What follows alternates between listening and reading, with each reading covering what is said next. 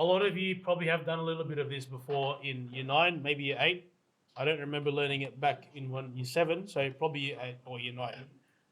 So this part of data is now looking at a review of the data from a graph. So if you remember back to last lesson, or actually I might go back for some of you who weren't here, we looked at how we can display data. So depending on the type of data, like categorical, numerical, okay, there's two types of data. There's different ways or different more ideal ways to represent them. And you can look at these as a reference of how you can represent certain types of data. So some of the data for categorical, we looked at a frequency table, looked at your dot plots, looked at a bar chart, and segmented bar charts. Okay, so just keep in mind that those are the types for categorical. And then for numerical data, similar thing, but some of it, for example, like a histogram, only applies and box plots to numerical data, and stem and leaf plots, only for numerical. Okay, you can't really use it for categorical data. All right, and also for categorical data, you can only use bar charts for categorical data. So look at the features of a bar chart. You've got gaps in between, whereas for a histogram, there is no gaps between because the numbers work as a range. Also, remember how we fill in these tables for frequency tables. But we'll need to, if you need to look at that again, please watch the video for it. Okay, we're going to look now into part B of 9B. And so what we're looking at today is now you've got your data, okay, you're going to try and summarize it or make sense of it in some sense. Now, in terms of summarizing the data, you've probably seen these before. I'm going to add this. You're going to look at how to calculate measures of center. Okay, measures of center. So you're looking at mean, median, and mode. So those 3 M's have appeared before in school. You've probably learned about them. Put that in there as well. So mean, median, and mode. Okay.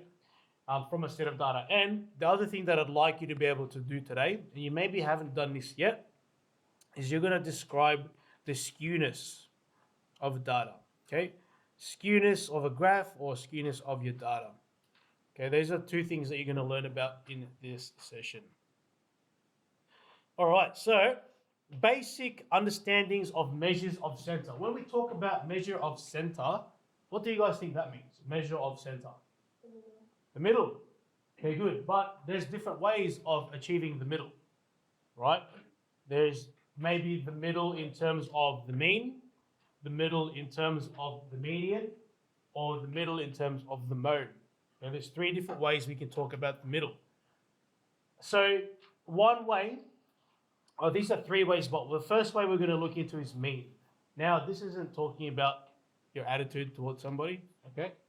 Or how I feel sometimes when I'm not happy. Okay, mean is talking about the average amongst all of the numbers. So if you look at the way we calculate it here, the way you calculate mean, and you would have learned this before, you add all of the numbers, okay, and then you divide it by however many numbers you have. Okay, we'll look into what that looks like shortly. But you guys would have remembered this back in year 9, I would say. So some of this might just be a recap. The next one is median. So the median is, as Ecclesia mentioned, the middle, or another representation of the middle. But in this case, it's the middle in all of the numbers that you've got. So what you need to do is when it comes to median, you need to make sure that you put your data from smallest to largest, and then you look for the middle number. Okay? Now, if you remember in last lesson, we looked at this little formula that I taught you guys of how to find the position. I'm going to fix this to determine the position, okay, of the median or the middle number, because that's what this formula is. Position of median. Okay, hands up if you need the notes, please. Can you give it to the people that need them? Hands up if you need notes. Jeremy. Okay, this formula is for the position of the median. Now, when it comes to this formula and using it, that n is the number of numbers.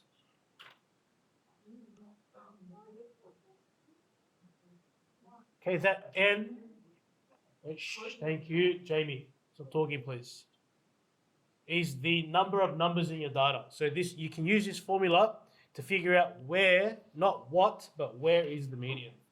Okay, it's not giving you the median, it's just giving you the position of the median. And then the last one is the mode. Okay, the mode is the most common number. So the one that appears the most frequently. Okay, that is your mode.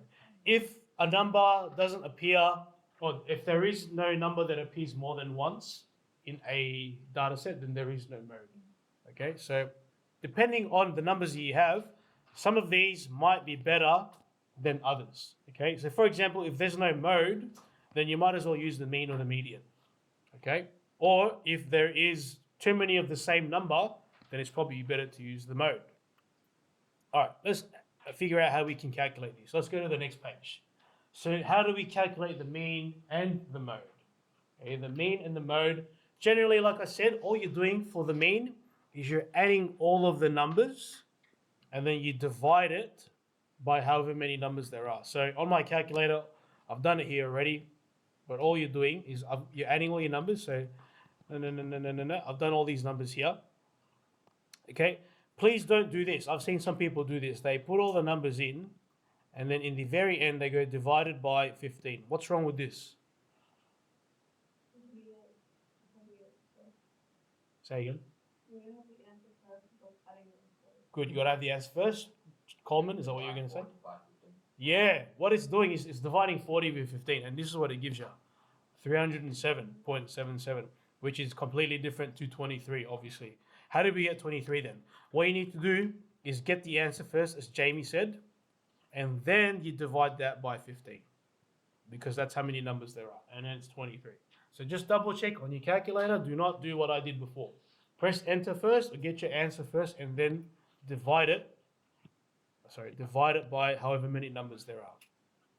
So that's how you get your mean. I find that even year 11 still make that mistake. Okay, so please don't be like that.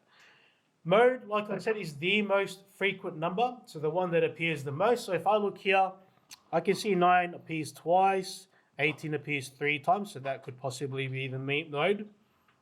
And then, and 27 appears twice. But in this case, 18 appears the most often, so it has to be 18. Sometimes you could have more than one mode. It does happen if those numbers appear the same number of times. Okay, in this case, 18 appears the most, so that's the mode for this data set. Okay, mean and mode, straightforward, nice and easy. I think most of you guys have the ability to do this already. Just make sure on the SAC or on the CFAT, you don't have to show this as a working out, because that's a lot. We won't really ask you to. Yeah, just as long as you get the correct answer. Okay, that's the most important thing. Now, what we do check though is when you do the median. Now, the median's a bit different in that, remember, you're looking for the middle number, okay, the one in the very, very middle. But what you need to do is put the numbers in order from lowest to highest. And also, you got to be mindful of the number of numbers, because sometimes your median might fall between 2 numbers. Okay, so if that's the case, now what do I do if it's between 2? But for now, let's do the median over here. So you've got all the numbers already in order, so always double check that it's in order. If not, then put it in order. But in this case, I've got 1, 2, 3, 4, 5, 6, 7, 8, 9, 10, 11, 12, 13, 14, 15 numbers. So with my formula, n plus 1 divided by 2, this gives me the location or position of the median. So remember, I've got 15 numbers, okay, plus 1 divided by 2. So what will that give me? This will give me 16 divided by 2, which equals the number 8. So that means the 8th number is my median. So from there, I now look for my 8th number. 1, 2, 3, 4, 5, 6, 7, 8. Okay, there's my 8th number. Okay, and there's the very middle. And you can verify that, because on this side you've got 1, 2, 3, 4, 5, 6, 7. That means I should have 7 on the other side. 1, 2, 3, 4, 5, 6, 7. See, so that means 20 is my median. Okay, remember this formula just gives you the location of the median, not the actual median. Okay, now we've got that's for your odd amount of numbers. What about if a median falls in between two numbers? This is what's going to happen here. So I can see we've added an extra number, the number 82. So now we've got, should be 16, 1, 2, 3, 4, 5, 6, 7, 8, 9, 10, 11, 12, 13, 14, 15, 16 numbers. So using my formula, n plus 1 divided by 2, I have 16 plus 1 numbers. Okay, now when I calculate this, you'll see something interesting. 16 plus 1 is 17 over 2. So 17 divided by 2 gives you 8.5. So the 8.5th number is the middle number here. Let's find it. 1, 2, 3, 4, 5, 6, 7, 8.5 is going to be right there. Okay, right here. Does anyone know how do you find the median if it's between two numbers? Gabby, you had your hand up first. Good. Okay, so what you're going to do then is you're going to add these up and divide it by 2. Well done. Okay, and then calculate it. 20 plus 25 divided by 2, 22.5.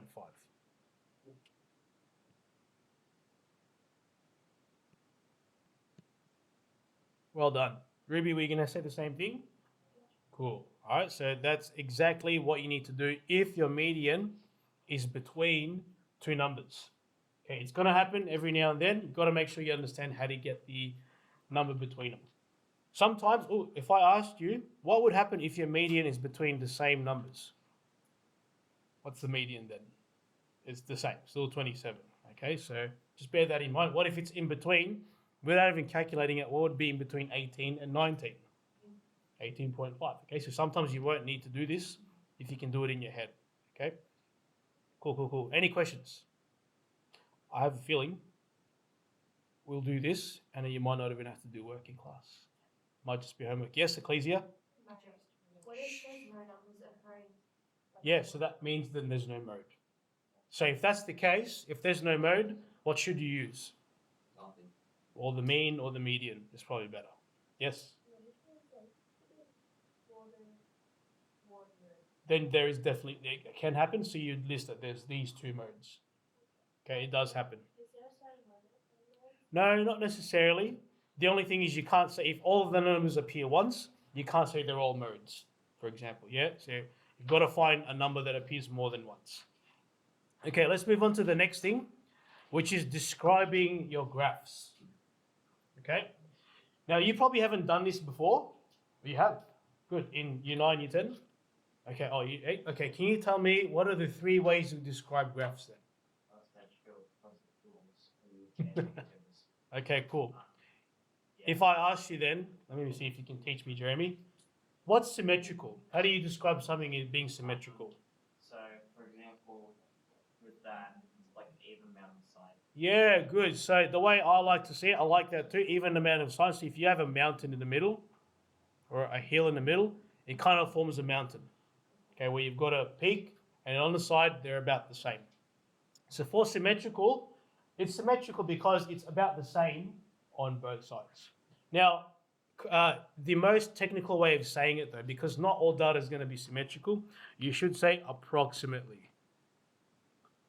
But you can also just say symmetrical. Approximately, because what does this mean? It's not quite the same, but it's almost the same. That's the most correct way of saying it. Does anyone want to take a shot at positively skewed? What are the features of this? Yes, sir. Tails on the right, what does that mean though? So the tails on the right, so the lower numbers go to the right.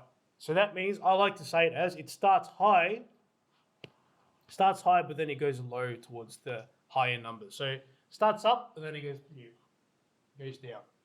So that's the correct way of saying positively skewed. There's no other way. How about the third one? Anyone want to describe the third one? The opposite. The opposite. So what happens? It starts low, then it goes high. So the tail end is at the start, then it goes high.